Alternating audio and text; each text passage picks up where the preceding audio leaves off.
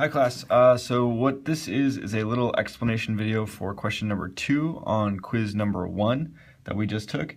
And basically I screwed this one up. In class, right before the quiz, someone asked about this specific type of question and I just sort of didn't understand or didn't think about what was really being asked.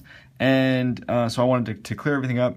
For question number 2 on the quiz, I ended up just deciding to throw this one out because of the way that I answered that question. Basically, yeah, let's talk about it, and then if there's any questions, obviously let me know. So here's the question. If a certain quantity of oxygen gas takes 434 seconds to effuse through a small hole, how long will it take the same quantity of helium gas to effuse through the same hole? So just looking at this information right off the bat, what I want you guys to think about is, do we expect this time to be bigger or smaller for helium? Well, since helium weighs less, right, the mass of oxygen is 32 grams per mole, the mass of helium is 4 grams per mole, this time that it's going to take the helium to effuse through, I should expect that to be a smaller number than 434 seconds, right? Now, in our equation, we've got rate of O2 over the rate of helium. And again, it doesn't really matter how you set this up, as long as we're consistent with inverting our rates and our masses. So rate of O2 over rate of helium equals 4 over 32. So 4 because that's the mass of helium over 32, that's the mass of oxygen.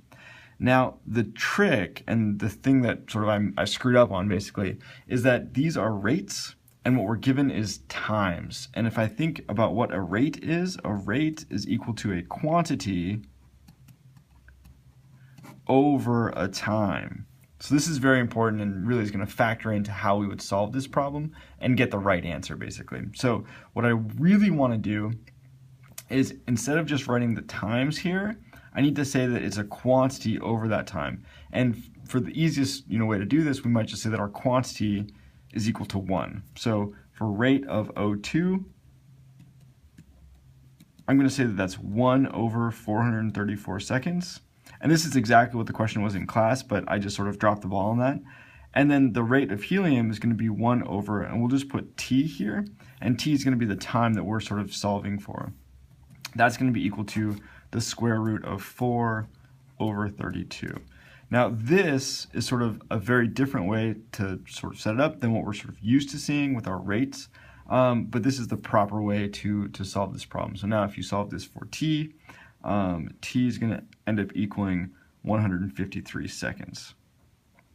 And that is the correct answer. And again, we can check that this T is less than 434 seconds, which is what we would expect because the helium weighs less. To solve this, as what this turns out, one way to sort of look at this is that this would be the same as solving if we switched T and 434. So that's going to equal T over 434. So this will help you solve this for T a little bit easier. So this quantity here is going to be equal to the same T over 434. And that's, I think, where there's some confusion. And basically, I just want to sort of explain this in a video form for you guys. All right.